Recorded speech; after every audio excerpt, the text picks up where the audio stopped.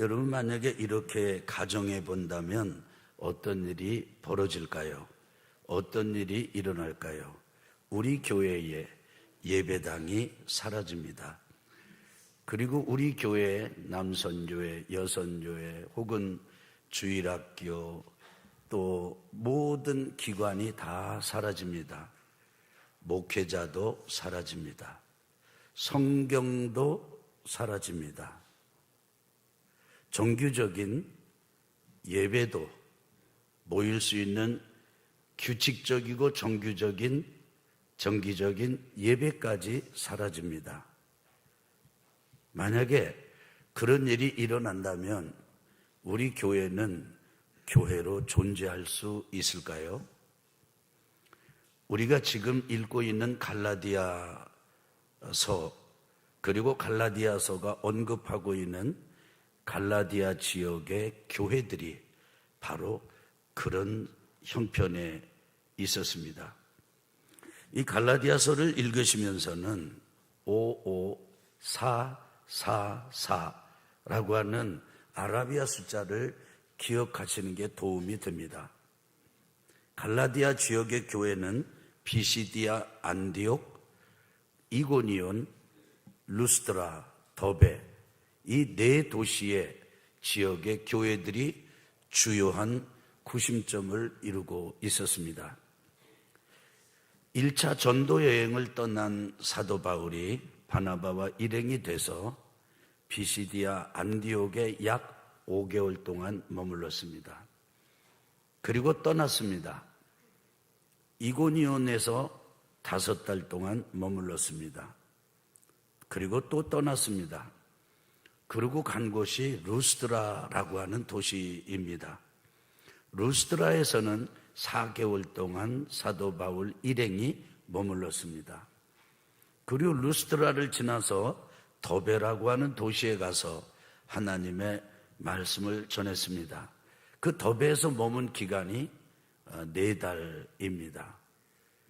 그리고 이 더베에서 이제 다시 돌아가자라고 해서 더베, 루스드라, 이고니온, 비시디아, 안디옥을 거쳐서 이 네 곳을 역으로 선교했던 역방향으로 오는 기간이 4달 걸렸습니다. 그래서 55444라고 하는 숫자가 우리 갈라디아서를 이해하는 데 매우 큰 도움이 된다 말씀을 드리는 겁니다. 5달, 5달, 10달이죠. 4달, 3번 12개월이죠. 그러면 전부 그 지역을 돌아다닌 기간이 22개월입니다. 22개월이면 채 2년이 되지 않습니다. 비시디아 안디옥 거기서부터 시작해서 더베 역으로 다 마치고 돌아오기까지 그냥 넉넉하게 계산을 해본다 하더라도 교회가 세워진 지는 2년밖에는 되지 않습니다. 여러분, 지금처럼 우리가 성경 66권이 이렇게 마무리된 것은 그 뒤로부터 몇 세기 훨씬 이후의 일입니다. 구약 성경도 채 태어나지 않았습니다. 뿐만 아니라 이 갈라디아 지역에는 사도 바울과 같은 전문적으로 그 지역에서 오늘날처럼 활동하는 목회자들, 신학생들, 그래서 4년 대학원 3년 하고 그 다음에 또 훈련을 거듭해서 또 3년 있다가 목사 안수를 받고 대학을 졸업하고도 우리 감리교의 경우 감리교의 목사가 되기까지는 대학 4년을 빼놓고 최소 6년의 기간이 걸립니다. 이렇게 신학 훈련을 하고 사역 훈련을 받은 목회자들이 있을 턱이 없습니다. 그 기간 자체가 그렇게 충분하지 않았습니다. 예배당이 없는 것은 말할 것도 없고요. 예배당이 있다라고 하는 의미는 마치 어느 것과 같으냐 하면 우리 여기 있으니 와서 잡아가시오, 이렇게 광고하는 것이나 진배 없었습니다. 자, 그러면 생각해 보세요. 우리 교회하고 이 갈라디아 지역의 교회하고 한번 비교해 보세요. 거기에는 예배당도, 그리고 전문 신학 훈련을 한 사역자도, 목회자도, 그리고 중요하게 여기는 교회 리더들도, 생명처럼 여기는 성경 말씀 66권의 책도 없었습니다.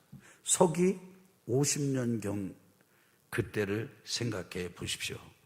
지금은 2024년도입니다.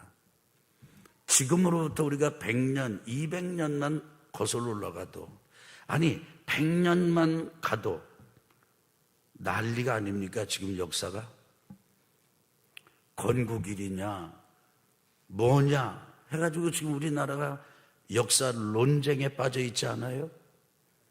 그때 100년이 아니에요. 2000년 전에 교회 모습을 보는 겁니다. 그런데 그때도 교회가 교회일 수 있었던 이유는 단 하나입니다. 그곳에 성령께서 구체적으로 활동하고 계셨기 때문입니다. 여러분, 이것이 교회의 비밀입니다. 교회의 DNA를 생각해 보시면 교회의 중요한 그 존재와 정체성의 그 특질을 살펴보면 금방 이해가 되는데, 예루살렘 교회가 생긴 것은 거기 베드로가 있었기 때문이 아닙니다. 그 사도들은 배신자 유다 대신에 마띠아를 채워서 12사도의 진용을 갖췄습니다. 그들과 함께한 믿음의 동역자들이 합쳐서 120명 정도가 있었습니다. 그 사람들의 모임이 예루살렘 교회의 시작이 아닙니다. 그곳에 성령께서 임하셨고, 거기에 있는 사람들은 누구나 다 할 것 없이 다 알았습니다. 어제의 우리의 모임과 오늘의 우리의 모임이 다르다. 여전히 어제, 오늘 그 사람이 그 사람이지만 사람이 바뀐 게 아니고 우리 위에 성령께서 오셨다. 만약에 성령께서 오시지 않으셨다면 그 모임은 그냥 모임으로 끝이 났을 것입니다. 결코 예루살렘 교회가 될 수 없었습니다. 그 교회의 DNA가 안디옥 교회에 심겨졌고, 안디옥 교회에 심겨진 그 DNA가 갈라디아 지역의 교회에 심겨진 것입니다. 저는 주님과 함께 갈라디아서와 함께 이 말씀을 깊이 있게 읽기를 가지면서 하나님 앞에 두려운 마음이 큽니다. 그리고 방향이 설정되는 그런 이 느낌을 강하게 받았습니다. 이런 거죠. 우리 교회에 건물이 있고 목회자가 있고 조직이 있고 세련된 찬양대가 있고 훌륭한 예배 인도자가 있어서 주차 안내 봉사자가 있고 예배당 안내 봉사자가 있어서 사람들이 오기에, 여러분들이 오기에 불편하지 않게, 기분 나쁘지 않게 편리하게 주차하고 들어오고 자리를 메우고, 이렇게 아무리 우리가 정교하고 세련되게 예배를 드린다 한들 이곳에 성령께서 계시지 않는다면 그거는 너무너무 어처구니 없을 만큼 본질을 잃은 우리가 우리 교회가 되는 것이죠. 이런 점에서 오히려 이렇게 나라고 하는 존재가, 우리가 소위 중요하게 여기는 이런 존재가 진짜 중요한 요소를 가리고 있는 것은 아닐까. 이것이 제가 갈라디아서 읽기를 하면서 가지는 두려움이고 회개입니다. 여러분 어떻습니까? 여러분 우리 교회 정말 성령께서, 여러분 성령께 이끌림을 받으시나요? 성령님께서 여러분과 함께 하시고, 그래서 여러분이 이건 다른 게 아니야, 이건 성령께서 나에게 이렇게 은혜를 입혀주셨기에 가능한 일이야, 이런 고백이 있으신가요? 저는 여러분과 제게 이런 고백이 아주 자유스러워지기를, 자연스럽게 일어나게 되기를 예수 그리스도 이름으로 축복합니다. 저는 여러분에게 성령의 체험을 했느냐, 그걸 묻고 있는 게 아닙니다. 저는 여러분이 어떤 영적 판타시, 그래도 황홀경 이런 거를 경험했느냐라고 묻는 게 아닙니다. 성령님께서 우리와 똑같이 목회자가 있고, 또 교회 안에 직분자들이 있고, 내 옆에 앉은 형제와 자매가 있는 것처럼 성령께서 계셔 나와 함께 계시고, 내 안에 계시고, 내가 그 성령 안에 있어. 여러분, 이런 흡족함, 그래서 다른 데서는 도저히 경험할 수 없는 그런 게 여러분에게 있느냐고 제가 질문하는 겁니다. 오늘 말씀의 제목은 믿음이 무엇입니까? 입니다.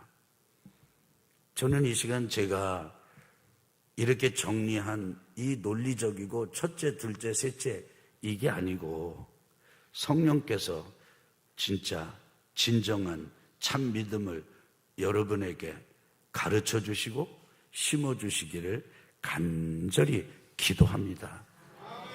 오늘 제가 여러분과 한 말씀을 나누는 이것은 저의 증거도 있고, 그러나 더 근본적인 것은 성령께 간구드리고, 주님, 우리 여기 2부 예배 오신 분들 한 번이라도 지난주 예배처럼 이번 주 예배 드리고 다음 주 또 있지 이런 생각이 아니라, 오늘 성령께서 이건 나를 가르쳐 주시는 거로구나, 성령께서 내게 심어 주시는 것이로구나, 이렇게 고백하게 되기를 예수 그리스도 이름으로 축복합니다.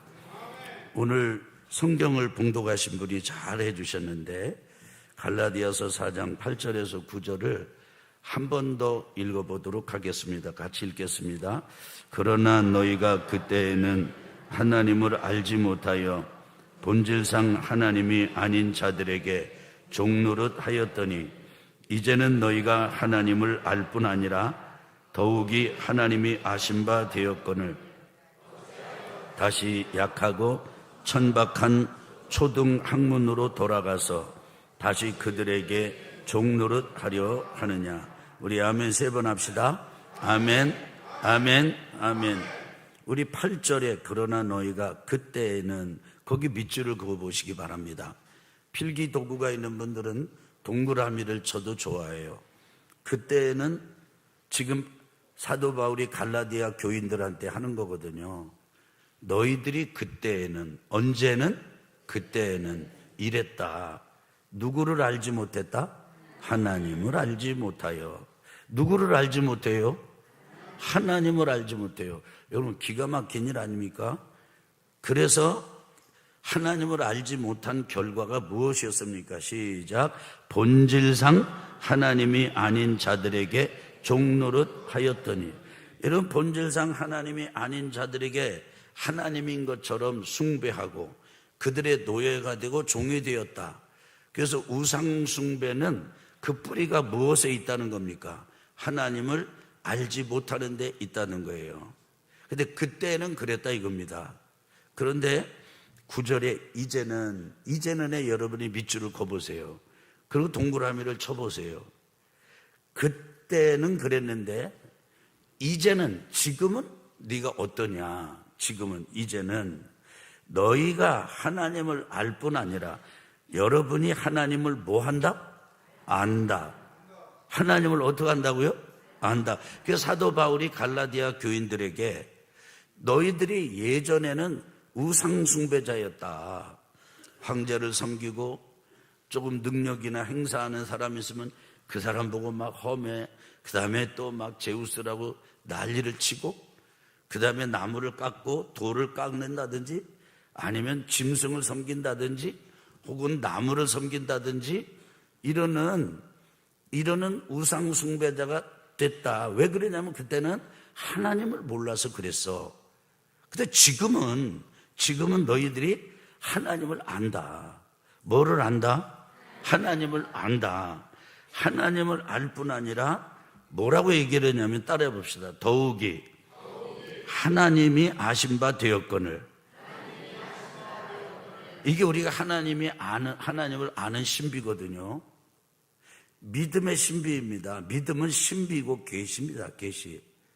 내가 막 제가 늘 표현하는 대로 막 두 주먹을 불끈 쥐고 막 온몸을 경직되게 갖고 발음을 세게 하면서 막 믿습니다.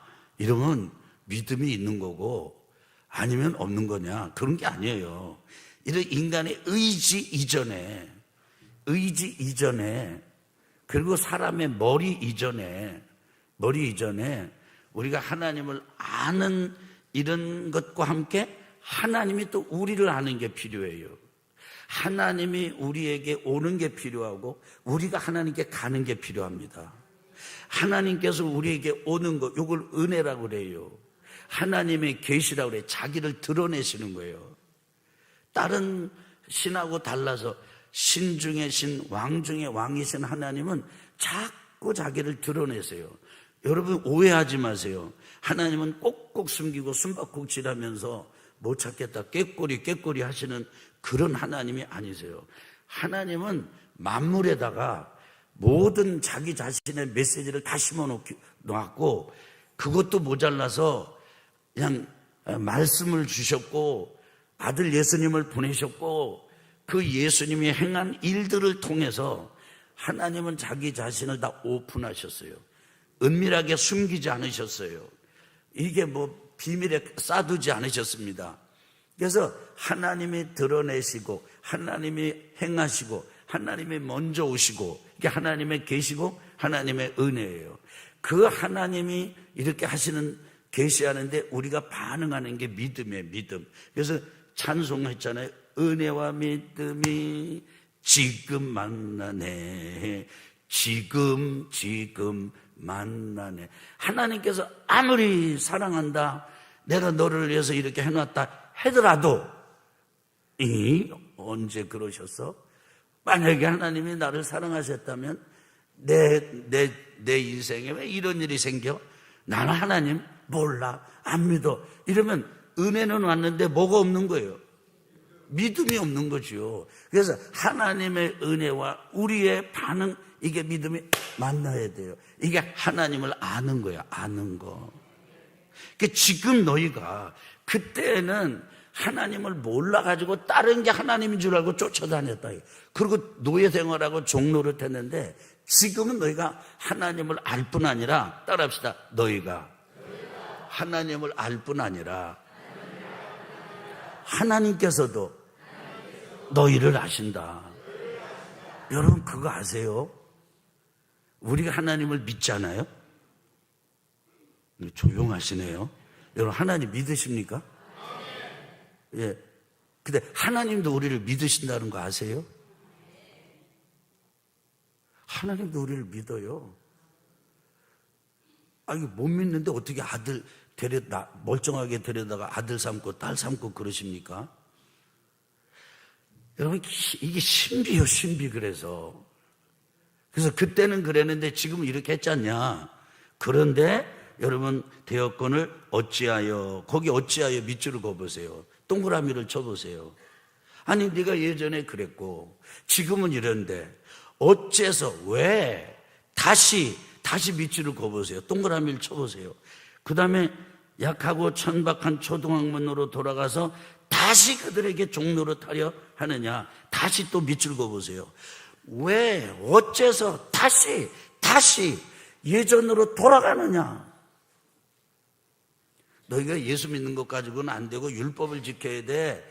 그래서 그 율법의 대표적인 거 할례 안 하면 큰일 나. 빨리 할례를 받아야 된다고 이렇게 규칙과 규범과 이런 거를 주장하는 그 율법주의자들을 따라서 마음이 혼돈이 되고 혼란이 일어나가지고 그럴까? 그래야 되는 건 아닐까? 내가 잘못된 건 아닐까? 요렇게 아주 흔들리는 갈라디아 교인들 보고 아니 그때는 너희가 그랬는데 지금 너희가 내가 전하고 내가 가르쳐줘서 너희들이 이제 알고 하나님이 너희를 아는데 도대체 왜 다시 그쪽으로 가려고 하느냐. 그래서 오늘 말씀은요 사도 바울의 질책이고 사도 바울의 탄식이고 사도 바울의 갈라디아 교인들을 향한 책망이기도 합니다. 중요한 게 있죠. 그건 뭐냐면 하나님께서 우리에게 이제 이렇게 길을 열어주실 때 우리가 그 하나님을 신뢰의 믿음의 반응을 해야 된다는 거죠. 근데 그 도대체 그 믿음이 뭡니까? 그 믿음, 신앙. 이게 참 신기한 단어거든요. 저는 이렇게 깨닫고 느껴요. 믿음만큼 폄하되는 말이 없어요. 야, 뭐 믿으면 구원받아? 그러면 엉망으로 살아도 그래? 믿기만 하면 구원받는다고? 그럼 구원받지 못할 사람이 누가 있냐? 뭐 믿으면 뭐 구원을 받아? 그러면 1원 합쳐서 10원을 다오? 믿음에 대해서 얼마나 사람들이 경시 여기고 우습게 여기고 하찮게 여기고 농담거리로 삼고 비난하고 여러분 그런 일이 얼마나 많은지 몰라요. 아마 여러분도 그런 경험을 그런 말을 들어보셨을 거예요. 여러분 우리 기독교 성경이 가르치는 믿음이 정말 그런 것입니까? 믿음은 이런 거라니까요. 하나님의 은혜가 있어요. 그 인간이 반응해요. 그래서 이 믿음의 양면에는요, 믿음은 마치 양면을 지닌 동전과 같아가지고 하나님의 계시와 은혜와 하나님의 은총이 있고 그에 대한 우리의 반응이 어우러져가지고 믿음이 된다고요. 그래서 여러분 이렇게 말하지 않습니까? 믿음은 계시다. 뭐라고요? 계시다. 여러분 한번 이 갈라디아서를 한번 보실래요? 갈라디아서를 한번 봅시다. 23절입니다. 3장 23절. 우리가 지금 읽고 묵상한 거예요.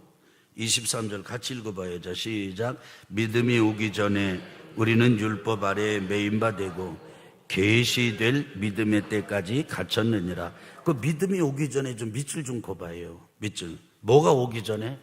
믿음이 오기 전에. 그 다음에 우리는 율법 아래에 매인 바 되고 뭐의 믿음의 때까지? 계시될 믿음의 때까지. 이런 게 믿기만 하면 믿으면 하나님의 은총이 나의 것이 되는 이것은요 신비 중에 신비이고 계시 중에 계시이고 하나님의 섭리 중에 섭리인 것이에요. 그런데 도대체 이 믿음이 무엇입니까? 무엇이 믿음입니까? 첫째는요 따라합시다. 듣는 것이다. 로마서 10장 16절로부터 17절까지 보면 이런 게 있어요. 뒷부분만 하겠습니다. 한번 따라해 볼까요? 그러므로 믿음은 들음에서 나며 들음은 그리스도의 말씀으로 말미암았느니라. 믿음은 어디에서 나온다고요? 들음에서 나며 여러분 여기 갈라디아서 3장 1절로부터 좀 보겠습니다. 어리석도다 갈라디아 사람들아, 예수 그리스도께서 십자가에 못 박히신 것이 너희 눈앞에 밝히 보이거늘 누가 너희를 꾀더냐. 내가 너희에게 다만 이것을 알려 하노니 너희가 성령을 받은 것이, 뭐를 받은 것이? 율법의 행위로냐 혹은 뭐라 그래요? 듣고 믿음으로냐. 믿음은 뭐가 전제돼야 돼요? 듣는 게 전제돼야 돼요. 5절 봅시다. 5절 또 반복합니다. 5절 같이 읽겠습니다. 너에게 성령을 주시고 너희 가운데서 능력을 행하시는 일이 율법의 행위에서냐 혹은 듣고 믿음에서냐. 들어야 믿음이 생겨요. 근데 저를 보세요. 뭘 듣느냐는 거예요. 세상 소리, 잡소리, 뭐 이런저런 소리를 들을 때 믿음이 생기는 게 아니고, 따라합시다. 하나님의 말씀을 들을 때 믿음이 생긴다. 그러니까 하나님의 말씀 66권의 주제가 뭡니까? 하나님은 계시고 하나님이 창조하셨고 창조한 인간이 타락했고 타락했지만 인간을 포기하지 않으셨고, 그래서 하나님께서 아들 예수님을 보내셨고 아들 예수님이 이 땅에 오셔가지고 인간의 죄를, 저주를 다 짊어지시고 십자가에 달려 죽음으로 대가를 지불하셨고, 그리고 그 예수님 죽은 자 가운데서 부활하셨고 승천하셨고 성령으로 우리와 함께 하신다. 그리고 그 예수님을 우리가 마음의 문을 활짝 열고 주님으로, 뭐래요? 병 고치는 의사가 아니에요. 문제를 해결하는 해결사가 아니에요. 우리의 주인이에요. 내가 써먹는 분이 아니에요. 오히려 내가 그분의 도구가 되는 것이죠. 주인으로 영접하면 하나님의 자녀가 된다. 그게 성경 66권의 주제 아닙니까? 그걸 다른 말로 뭐라고 그럽니까? 이렇게 말합니다. 따라합시다. 구속사. 하나님께서 인간을 이 구원하시는 스토리다. 이 말씀을 듣고 또 듣고 들을 때 믿음이 생긴다. 그래서 따라합시다. 믿음은 듣는 것이다. 두 번째는요, 믿음은 듣는데 어느 때까지 듣냐? 알 때까지 듣는 거예요. 이 안다라는 말은요, 이해한다는 뜻이에요. 꿰뚫어 통찰한다는 뜻이에요. 분별이 가능한 거예요. 여러분 저를 보세요. 저를 보세요. 저를 보세요. 우리가 다른 사람을 보고 헷갈리는 수는 있어요. 저 양반, 나 우리 권사님인 줄 알고 가도 반갑게 권사님 인사했더니 가까이 가보니까 아니더라고. 헷갈린 거예요? 안 헷갈린 거예요? 헷갈린 거예요. 어느 날 어머니 와가지고 저한테 저기 저 배방에서 식사를 하고 나는데 어떤 남자분이 제 옆에 테이블에서 식사를 했었거든요. 근데 그분 테이블 위에는 소주병이 한두 병이 있었어요. 아침 시간이요. 그러니까 인생 참 고달픈 양반이지. 아침부터 이제 이런 양반이니까. 그분이 나를 향한 눈초리가 이상해. 여러분 오해하지 마세요. 남자분이에요. 그리고 내가 장로님 두 분하고 이렇게 아침 식사를 하고 있었어요. 식사를 마치고 차에 이렇게, 그런데 그분이 앉았다가 쭈루루 오시더니, 혹시 아무개 선생님 아십니까? 그래, 전혀 모르는 분이에요. 그래도, 죄송합니다만, 제가 모르는데, 그랬더니 그분하고 너무 똑같이 생겼대요. 남자가 남자를 보고 헷갈릴 수 있어요. 여자가 여자를 보고, 사람을 보고 헷갈릴 수 있어요. 그런데 우리가 하나님의 진리를 헷갈리면 안 돼요. 분별이 돼야 돼요. 통찰이 일어나야 돼요. 꿰뚫어 알아야 돼요. 이해가 돼야 돼요. 그때까지 가는 게 그게 믿음이요. 그래서 따라합시다. 믿음은 아는 것이다.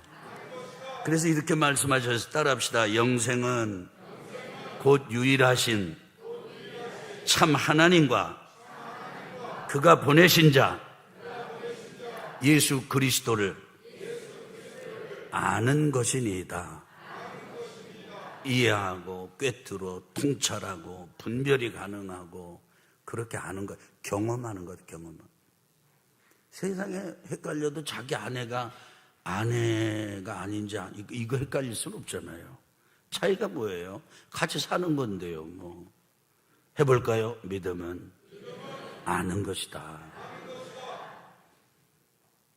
세 번째로 믿음이 뭐냐면 받아들이는 것입니다. 받아들이는 거예요. 한 번의 이해, 한 번의 경험에 멈추지 않습니다. 예수 그리스도를 객관적인 거리에 두지 않아요. 저를 보실래요? 여러분, 여러분 중에 가끔 이런 분이 계시더라고요. 나는 광신자가 되지 않기 위해서 매우 조심하고 있습니다. 홀딱 빠지지 않겠다는 거예요. 근데 솔직히 얘기해서 홀딱 빠지지 않고 믿을 수 있나요? 저는 17살 때 홀딱 빠져버렸어. 예배당 가봤더니 멀쩡하게 생긴 외국인 영화배우보다도 더 잘생긴 그 선교사님이 설교를 하시는데 매일 믿을 수 없는 얘기, 뭐 할 수 없는 얘기? 되지도 않는 얘기요. 우리 예산말로 까닭 없는 얘기를 한다고 그럽니다. 근데 내 옆에 회중들은 그냥 열광적으로 반응해. 나 그것 때문에 더 그냥 이상했어요, 분위기가. 그런데 6달 지난 어느 날 하나님의 사랑이 제게 왔어요. 근데 믿어지는데 어떡합니까? 제가 예수님을 받아들였어요. 한번 따라합시다. 영접하는 자, 곧 그 이름을 믿는 자들에게는, 거꾸로 해볼까요? 곧 그 이름을 믿는 자, 그 이름을 믿는 자들, 곧 영접하는 자는 뭐가 되는 권세를 주셨다?